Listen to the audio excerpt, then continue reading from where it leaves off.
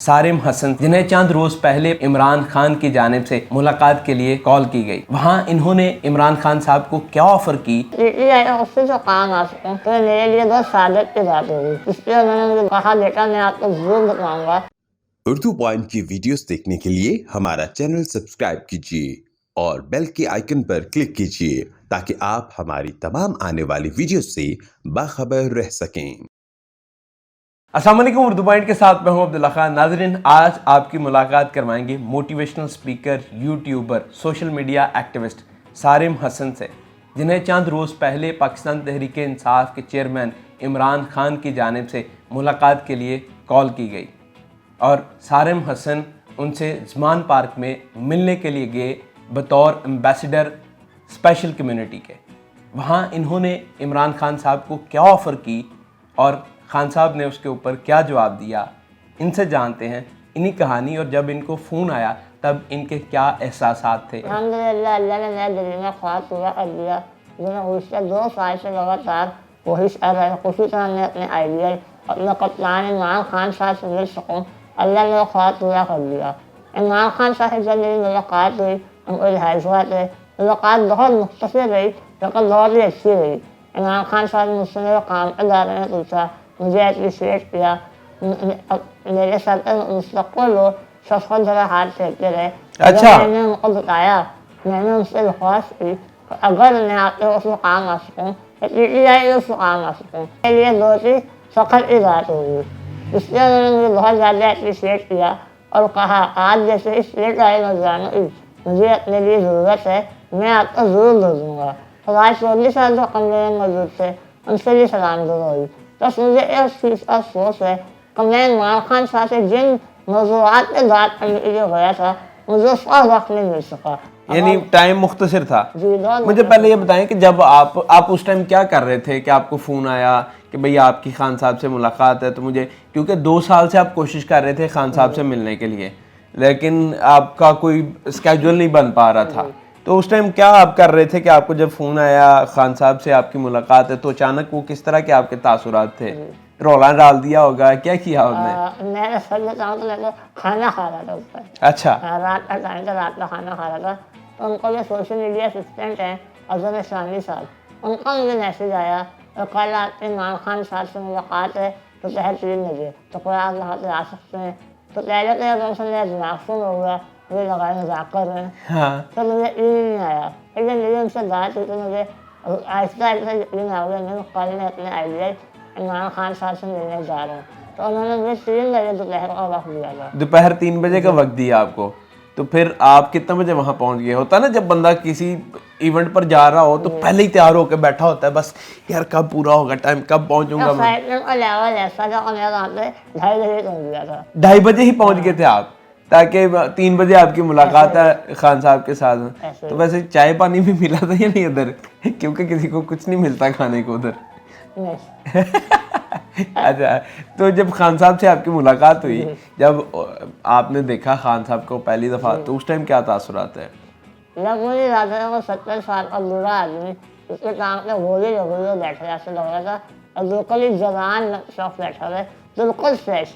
तो सुबह से उनको मीटिंग्स करनी थी, मेरी मुलाकात से पहले भी उनकी मीटिंग्स हुई और मेरी मुलाकात के बाद भी उनके 2 मजीद मीटिंग्स और थी जिनके बारे में मुझे पता है। उसके बाद भी कोई और हों तो उसका मुझे इल्म नहीं है, लेकिन उनको देखने से ऐसा लग नहीं रहा था कि वो थकल है, बिल्कुल फ्रेश और जज्बे से भरपूर थे। अच्छा, यानी बैक टू बैक उनकी मीटिंग्स हो रही थी, आपके पहुंचने से पहले भी मीटिंग्स हो रही थी और आपके बाद भी मीटिंग्स थी। जी ऐसे ही। तो आपको कितना टाइम मिला था मैक्सिमम? मुझे 3 से 4 मिनट जो दे सका जो उसका बाद उनकी मजीद मीटिंग्स थी। 3 से 4 मिनट। जी। वो 3 से 4 मिनट्स में क्या बातें आपने की? हाल बात तुझसे हमने एक दूसरे का मैंने उनको अपना काम के बारे में आगाह किया, इसलिए उन्होंने मुझे बहुत ज़्यादा अप्रिशिएट किया। क्या काम आपने बताया उनको? मैंने बताया और मोटिवेशन स्पीकर भी हूँ, सोशल मीडिया एक्टिविस्ट भी हूँ, ब्लॉगर भी हूँ और मैं अलग अलग मौज़ूआत पर मुआशरे की टॉपिक पे लिखता हूँ और हम जो हमारे मनफी मौज़ूआत हैं मुआशरे के उस पर लिख कर बताता हूँ हम ऐसे इसको मुद्दे तब्दील कर सकते हैं। अच्छा। इसलिए उन्होंने मुझे बहुत ज़्यादा अप्रिशिएट किया। अच्छा, तो उसके बाद आपने खान साहब को क्या ऑफ़र दी थी? मैंने ऑफर उनको ये दी थी और मैंने उनसे दरख्वास्त की थी तो अगर मैं आपको या टीटी या उससे जो काम आ सकूँ तो ये मेरे लिए बहुत सादत की बात होगी। इसलिए उन्होंने मुझे बहुत ज़्यादा अप्रिशिएट किया और कहा बेटा मैं आपको ज़रूर बताऊँगा, मुझे आज जैसे स्पिरिट वाले नौजवानों की ज़रूरत है। अच्छा, तो वो कौन सी ऐसी बातें थी जो आप कह रहे हैं कि मैं करने गया था लेकिन मुख्तसर टाइम की वजह से नहीं कर सके या भूल गए थे उस टाइम पर? नहीं बिल्कुल मुझे याद थी, बहुत बखूबी याद थी।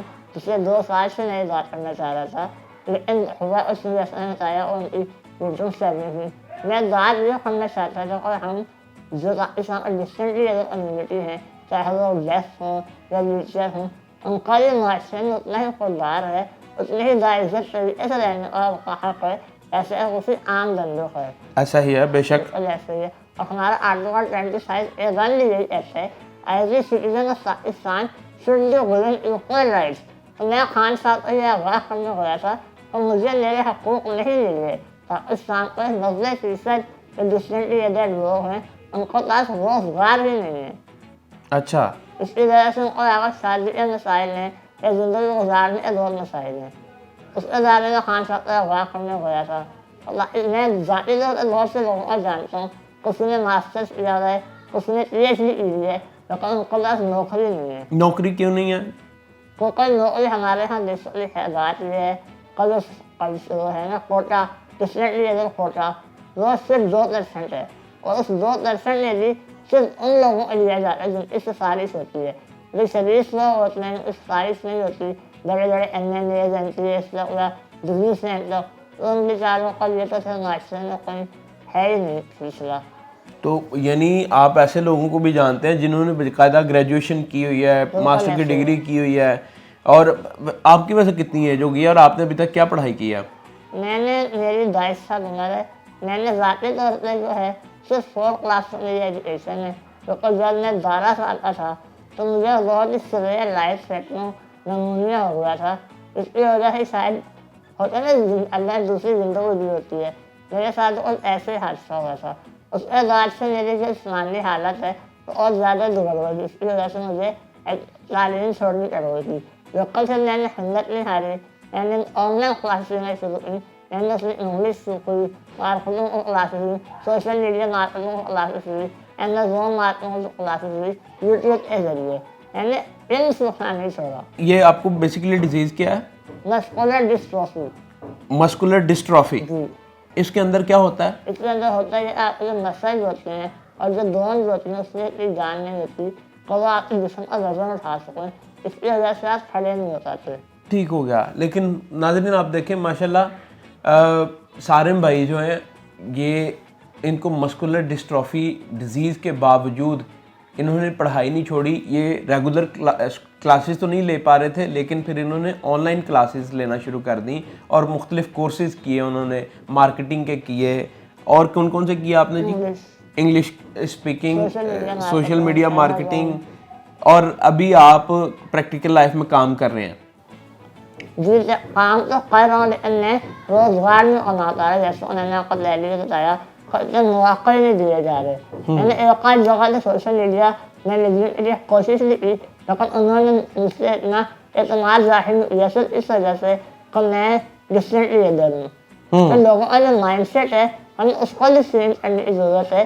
जो डिस्टेंटली इधर लोग पाकिस्तान में वो भी उतने में काबिल और ज़हीन हो सकते हैं जितना कोई आम शख्स होता है। कितने बहन भाई हैं आप? हम माशाल्लाह 3 बहन भाई हैं, मेरे से बड़ी 2 बहनें हैं और मैं सबसे छोटा हूँ। सबसे छोटे हैं। वो क्या करती हैं? जो मेरी सबसे बड़ी बहन है उन्होंने टेक्सटाइल डिज़ाइनिंग में मास्टर्स किया है और जो उनसे छोटी हैं उन्होंने सोशियोलॉजी में किया है। अच्छा। BS honours. और जो मेरी सबसे बड़ी बहन है जो टेक्सटाइल डिज़ाइनिंग कर रही हैं वो खुद भी डेफ हैं। अच्छा, वो डेफ हैं जो आपकी सबसे बड़ी बहन है, स्पेशल हैं। तो उन्होंने क्या किया है degree? Textile designing. Textile designing की है बाकायदा BS। जी ऐसे BS है। और उनके पास जॉब है? उनको काफ़ी जॉब नहीं है, हमने बहुत सी जॉब पे अप्लाई किया जॉब के लिए, लेकिन वो रखते हैं नहीं सिर्फ इस वजह से कई ये डेफ हैं इनको हमने समझाने के लिए हुई हमारा वक्त बहुत ज़ाया होगा। या जैसे उन्होंने आप पहले लोगों को 2% कोटा है सिर्फ उसमें भी वही लोग जाते हैं जो सिफारिश पे मबनी होते तो हैं। कहीं अप्लाई किया उन्होंने? बहुत सी जगहों से किया था, लेकिन कोई लेने को तैयार ही नहीं है। ठीक हो गया। अभी खान साहब तो अब दोबारा पता नहीं आपकी मुलाकात हो पाती है या नहीं, लेकिन वो आपको सुन रहे हैं अभी, तो क्या पैगाम देना चाहेंगे उनको भी और फिर पूरे पाकिस्तान को ओवरऑल, जितने भी स्पेशल हैं, डिफरेंटली एबल हैं उनको, फिर पेरेंट्स को, बच्चों को, कि वो मुल्क के अंदर अपना कैसे पॉजिटिव रोल अदा कर सकते हैं, उनको भी और फिर खान साहब को भी। पहले खान साहब को, फिर उसके बाद ओवर टू यू, ओवरऑल साहब को बताइएगा। इमरान खान साहब से ये कहना चाहूँगा, जब मुझे आपसे मुलाकात का मौका मिला तो अनफॉर्चुनेटली जो पैगाम में लेकर आया था वो तो मुझे आपको कहने का वक्त नहीं मिल पाया, लेकिन मैं आपसे ये गुजारिश करना चाहता हूँ और मुझे, मेरी बहन, पाकिस्तान में जितने भी डिफरेंटली अदर लोग हैं उनको जायज़ा रोज़गार फराहम किया जाए ताकि वो भी अपने माशरे में उतना ही हिस्सा कॉन्ट्रीब्यूट कर सकें जितना कोई आम लोग करते हैं। हम जापान की मिसाल अगर दें तो जापान 24% अपने शहरियों, खास शहरियों को जॉब का मौका देता है। 24%? हाँ जी, बिल्कुल ऐसे ही है। तो इसी वजह से जापान इस वक्त दुनिया का 7 इकोनॉमी ग्लोबल कंट्री में से एक है। पाकिस्तान जो भी पीछे नहीं है, अगर हम मौका फराहम करेंगे अपने खास लोगों के लिए, यकीनन वो भी पाकिस्तान की इकोनॉमी को बढ़ाने में, आगे बिल्कुल तरक्की में एक खास किरदार अदा कर पाएंगे।